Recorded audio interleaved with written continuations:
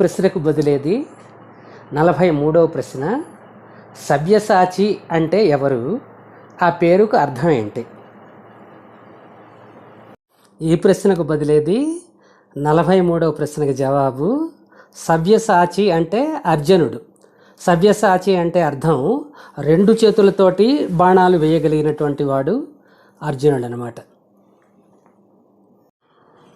ఈ ప్రశ్నకు బదులేది 118వ ప్రశ్న.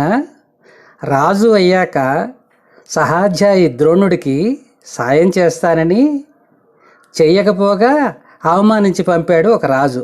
ఎవరా రాజు? చెప్పగలుగుతారా? చెప్పండి. ఈ ప్రశ్నకు బదులేది 118వ ప్రశ్నకు జవాబు సహాధ్యాయి ద్రోణుడికి సహాయం చేయకుండా అవమానించిన వాడు ద్రుపదుడు. ఆ ద్రుపదుడి కూతురే ద్రౌపది. మరిన్ని వీడియోల కోసం మా ఛానల్ని లైక్ చేయండి, కామెంట్ చేయండి, షేర్ చేయండి, సబ్స్క్రైబ్ చేయండి.